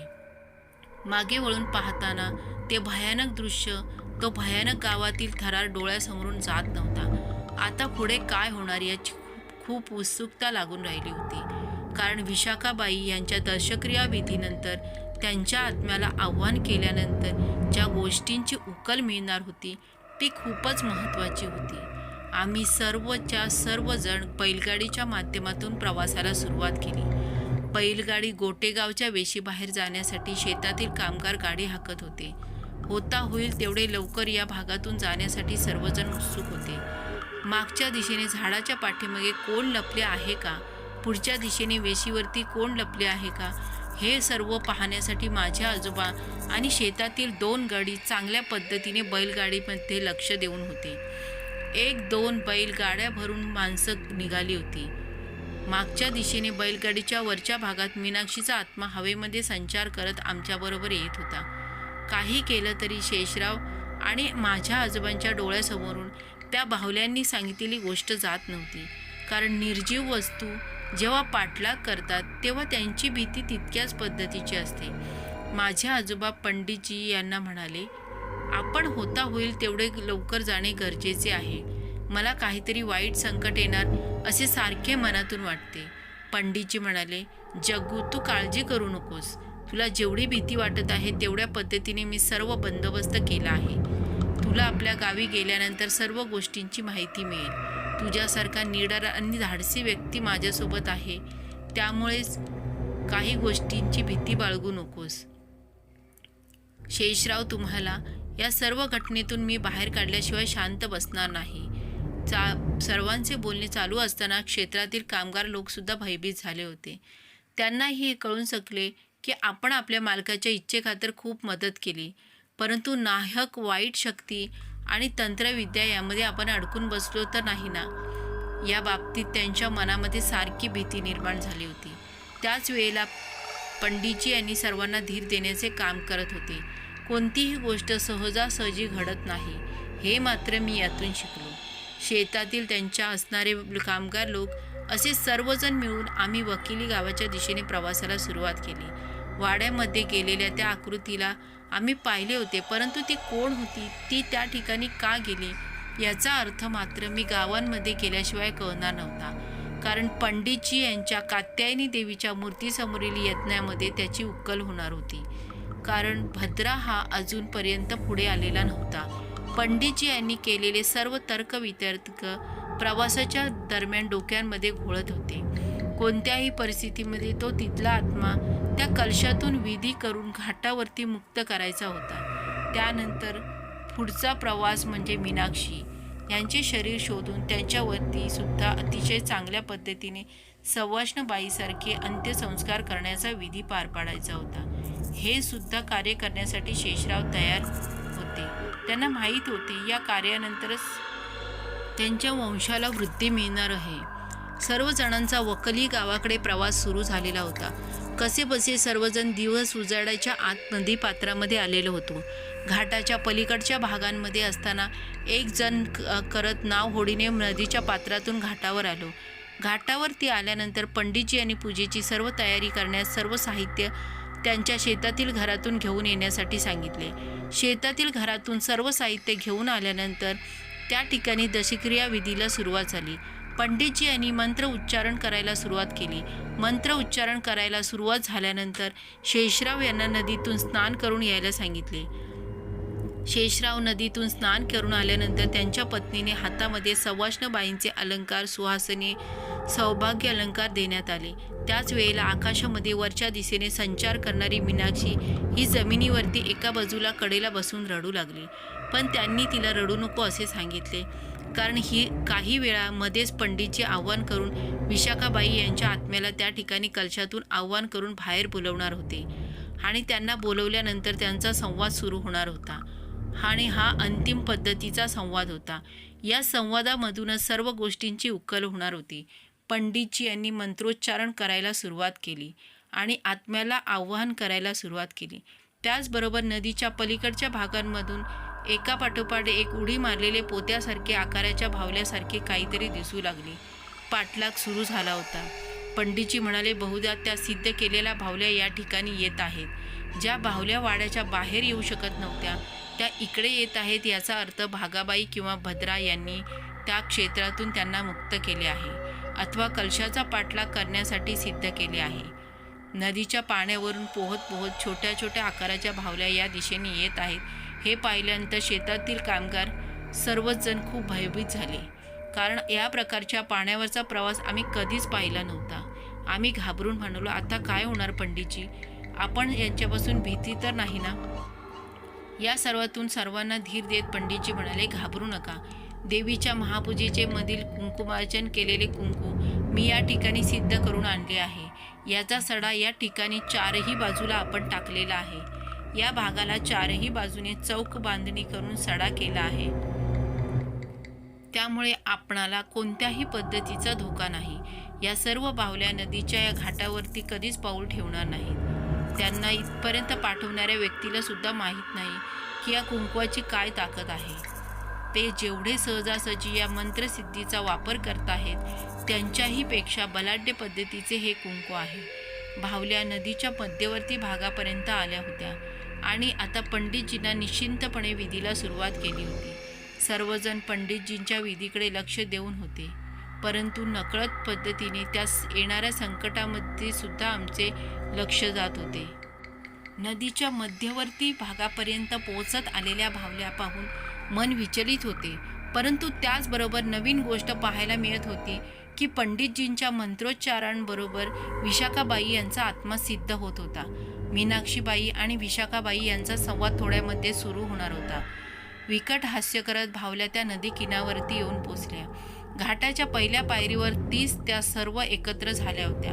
आता एक एक पायरी वर चढून त्या येणार होत्या. त्याच वेळेला आजोबांना एक कमंडलूमध्ये सिद्ध केलेले कुंकू पाण्यामध्ये मिश्रित करून सर्वात वरच्या पायरीवरती प्रोक्षण करण्यासाठी पंडितजी यांनी पाठवले. आजोबा सिद्ध केलेला कलश घेऊन पहिल्या पायरीवरती जाऊन थांबले आणि त्या ठिकाणी त्यांनी कलशामधील कुंकू भिजवलं आणि पायावरती टाकल्यानंतर मागच्या दिशेने आजोबा वळले. त्या सर्व बाहुल्या घाटाच्या वरील पायरीवर येऊन थांबल्या. त्या रेषेच्या अलीकडे येण्याची त्यांची ताकद नव्हती. त्या विचित्र पद्धतीने भेवळू लागल्या. आई आई म्हणून हाका मारू लागल्या. आता त्यांची आई या ठिकाणी येते काय असे वाटू लागले. त्यांची आई कोण आहे हे मात्र ओळखता येणार होते. त्या 7ही बाहुल्या आपल्याला पुढे जाता येणार नाही हे जाणून स्वतःच्या आईला हाक मारत होत्या. काही का असेना जग्गू आजोबांना एवढे कळाले होते की आपण या बाहुल्यांना वरच्या दिशेने येण्यासाठी थांबवले आहे. आता जी गोष्ट पंडितजींना करायची होती त्यामध्ये नक्कीच ते यशस्वी होणार होते. बाहुल्यांना थांबवले आहे हे सांगण्यासाठी आजोबा घाटावर इशारा करू लागले. पंडितजी यांनी लगेच वरती यायला सांगितले. वरती आल्यानंतर आजोबांनी पंडित यांना सांगितले की त्या सिद्ध झालेल्या सर्व बाहुल्या पहिल्या पायरीवर येऊ शकणार नाहीत, कारण आपण दिलेला कुंकुमार्चनाचा सडा मी तिथे टाकला आहे. आजोबा म्हणाले, आता त्या त्यांच्या मातोश्रींना बोलवत आहे. आई आई म्हणून हाक मारत आहेत. त्या बाहुल्यांची आई कोण आहे आता थोड्या वेळातच आपल्याला समजेल बहुधा. पंडितजी म्हणाले, अगदी बरोबर बोललास शेषराव. एकापाठोपाठ एक सर्व गोष्टींची उकल होणार आहे. आता तुमच्या मातोश्रींच्या आत्म्याला आणि मीनाक्षी यांना संवादासाठी सिद्ध करावे लागेल. हा अंतिम असल्यामुळे बऱ्याच प्रकारे सर्व गोष्टींची उकल होईल. काही नवीन गोष्टीसुद्धा आपल्याला समजू शकतात. त्यामुळे सर्वच्या सर्व संवाद अगदी शांत पद्धतीने आणि व्यवस्थितरित्या ऐकणे गरजेचे आहे. मी तुम्हाला सांगतो की ज्या ज्या व्यक्तींची नावे घेतील त्या कोण होत्या त्याला मला सांगावे लागते, कारण तुमच्या कुटुंबातील वेगवेगळ्या व्यक्तींची नावे मला माहीत नाहीत. शेषराव, त्यांची पत्नी जया, बाई, शेषातील कामगार, माझे आजोबा, मी आणि पंडितजी. आम्ही बाजूला रडत असलेली मीनाक्षीचा आत्मा अंतिम समाजाला तयार झाला. आत्म्यांना विचित्र पद्धतीचा थरार सुरू झाला होता. आजोबांनी मंत्र म्हणायला सुरुवात केली आणि विशाखाबाई यांचा आत्मा अंतिम संवादासाठी सिद्ध झाला. मीनाक्षी आणि विशाखाबाई यांच्या आत्म्याने एकमेकांना पाहिले आणि रडायला सुरुवात केली. मीनाक्षीकडे अतिशय करुणामय नेत्रांनी विशाखाबाई पाहत होत्या. त्यांना आपल्या लहान बहिणीवरती झालेल्या अत्याचारांची सर्वस्वी माहिती होती असे यातून सिद्ध झाले. त्या दोघीही एकमेकांशी बोलू लागल्या. विशाखाबाई यांनी मीनाक्षीला तिच्यावर झालेल्या अत्याचाराची विचारणा केली. तेव्हा मीनाक्षीने यशवंतरावांनी आपल्याला कशा विचित्र पद्धतीने मारले याची माहिती दिली.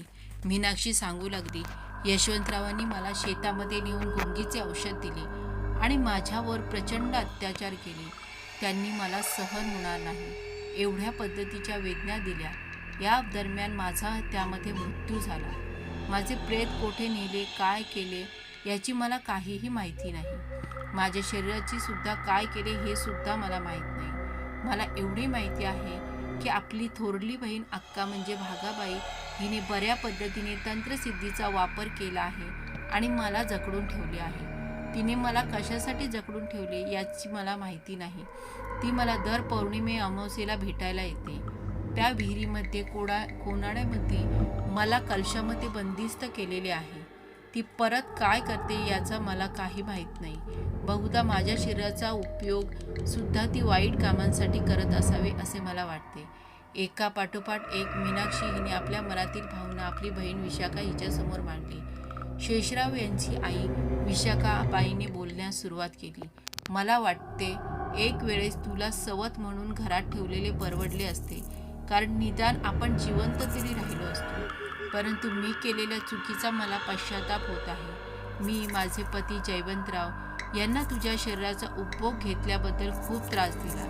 प्रचंड भांडणे घरामध्ये झाली. त्याच गोष्टींचा फायदा घेत तुझ्या बहिणीने तुझ्या संसाराचे वाटोळे केले. असे म्हणत यशवंतरावांनी तुला अद्दल घडवली पाहिजे असे बोलून त्यात भर घातली. अक्का म्हणजे भागाबाई त्यात खूपच रागाला गेली होती. त्या दिवशी यशवंतरावांनी तुला अचानक सगळ्यांच्या नजरेपासून दूर केले आणि त्यात तू सांगते त्याप्रमाणे तुझा उपभोग घेऊन तुझी हत्या केली. ही गोष्ट अक्काला अजिबात आवडलेली नाही. माझ्या नवऱ्याने म्हणजे जयवंतरावांनी तुझ्या मृत्यूला आम्हालाच दोषी ठरवले. त्यात विशेष करून मला त्यांनी दोषी ठरवले. ते म्हणाले, कितीतरी इनामदार वतनदार यांच्या 4-4 बायका असतात. तुझ्या बहिणीला कोणाचा आधार नव्हता. माझे तिच्यावर खूप प्रेम होते.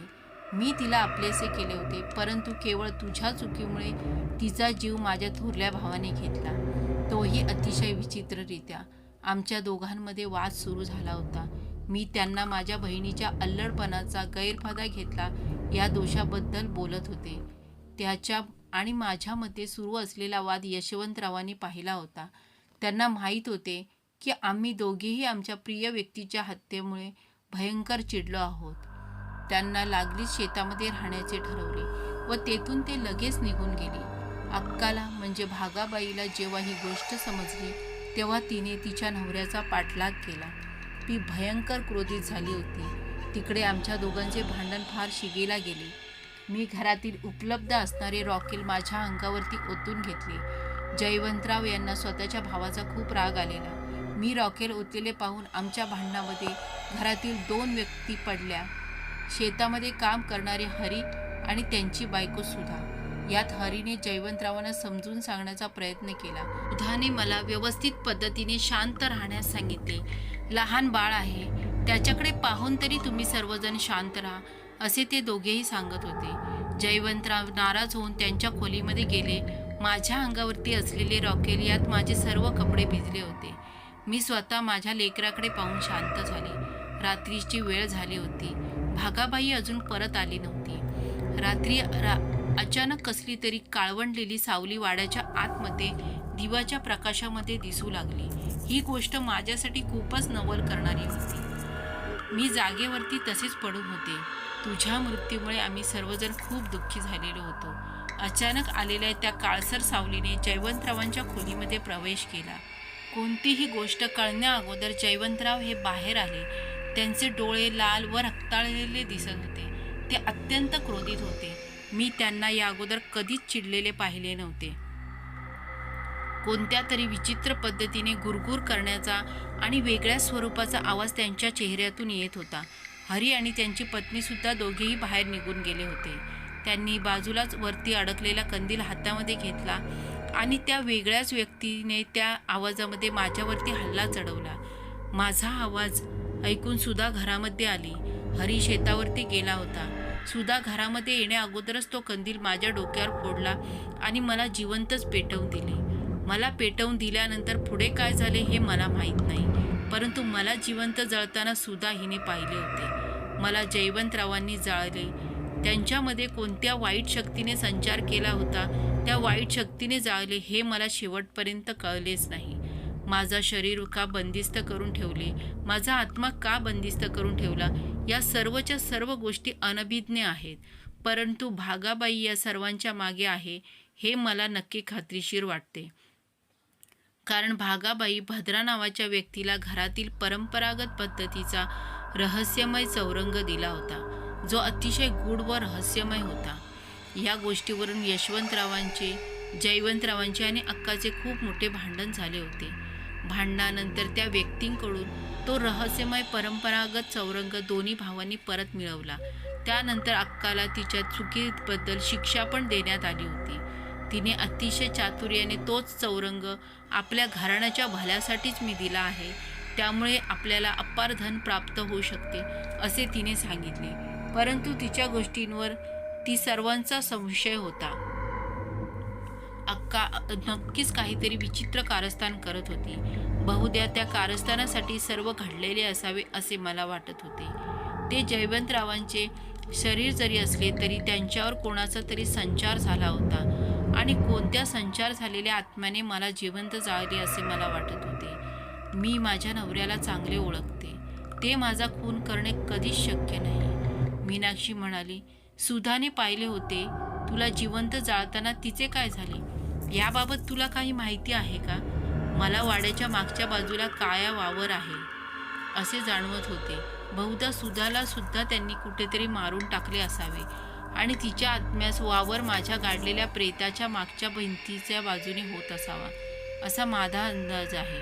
हे सर्व चर्चा सुरू होती आणि आम्ही सर्वजण या रहस्यमय गोष्टी ऐकत होतो. एक प्रकारे भागाबाई भद्रा यांचा उल्लेख विशाखाबाई यांच्या आत्म्याने केला होता.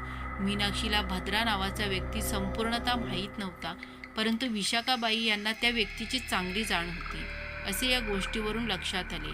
पंडितजी म्हणाले, या दोघींच्या संवादावरून मला असे वाटते की नक्कीच भागाबाई भद्रा या दोघांनी सर्वांनाच मारून टाकलेले असावे आणि हे दोघे पण तंत्रसिद्धीसाठी आपल्या कोणत्या तरी इच्छेसाठी या सर्वांच्या शरीराचा वापर करावा म्हणून त्यांना बंदिस्त केलेले असावे.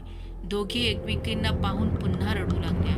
आज विशाखाबाई यांचा मुक्तीचा दिवस होता. विशाखाबाई या अनंतात विलीन झाल्यानंतर मीनाक्षी यांना मुक्ती देण्याचे काम करायचे होते.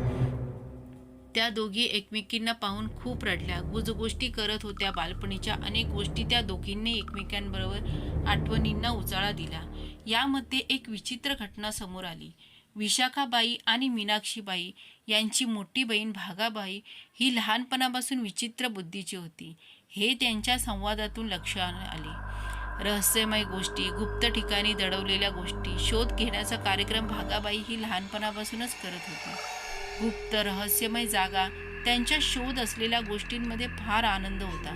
दोघींची चर्चा बराच वेळ झाली. या चर्चेमधून अनेक गोष्टींची उकल झाली. चर्चा अंतिम टप्प्यात आली. त्याच वेळेला मुक्ती देणाऱ्या पंडितजी यांच्याकडे विशाखाबाई यांचे लक्ष गेले. तेव्हा पंडितजी यांनी सांगितले, जे जोडपे आहे त्यामध्ये तुमचा मुलगा शेषराव आणि त्यांची पत्नी जयाबाई ह्या दोघेही उपस्थित आहे. तुमच्या आत्म्याला मुक्ती मिळण्यासाठी हा यज्ञ सुरू केला आहे. तुमच्या बहिणीला सुद्धा बंदिस्त केले आहे. तिच्याही आत्म्याला मुक्ती मिळावी म्हणून मी प्रयत्न करत आहे. तुमच्या मुलाला आणि तुमच्या सुनेला आशीर्वाद द्यावे अशी पंडितजी यांनी विनंती केली. आपल्या मुलाला आणि सुनेला पाहून विशाखाबाई खूप आनंदित झाल्या. सुधा या बाईच्या नावाचा उल्लेख त्यांच्या तोंडातून आल्यामुळे पंडितजी यांनी शेषराव यांना विनंती केली की सुधाबाईबद्दल आपण विचारणा करावी. तेव्हा सुधाबाईबद्दल शेषराव यांनी विचारणा करायला सुरुवात केली. त्याच वेळेस पंडितजी म्हणाले, तुमच्या मातोश्री यांना जाणणारी व्यक्ती ही शरीराने जरी तुमचे वडील जयवंतराव असले तरी कोणत्या तरी विचित्र आत्म्याने त्यांच्यावरती अंमल केला होता आणि त्यांच्याकडून हे कृत्य घडवून आणले होते. तुम्ही तुमच्या वडिलांना दोषी धरू नका. शेषराव यांनी पंडितजी यांच्याकडे पाहत हास्यस्मित केले. त्यांना आनंद झाला की निदान वडिलांच्या तरी त्यांच्या आईचा खून केला नव्हता. या गोष्टींची उकल त्यांना मिळाली.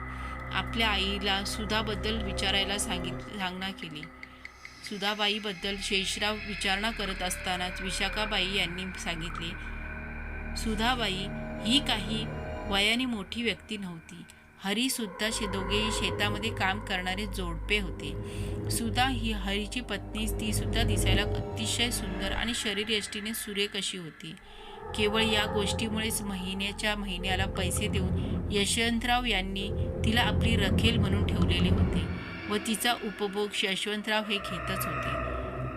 ही गोष्ट ऐकताच मीनाक्षी सुद्धा हादरून गेली होती, कारण मीनाक्षीला यशवंतरावांचा वासनांत स्वभाव माहीत होता, परंतु घरातल्या काम करणाऱ्या व्यक्तीबरोबर हे संबंध होते याची मीनाक्षीला अजिबात जाणीव नव्हती. उर्वरित गोष्ट पाहूया नवीन भागात.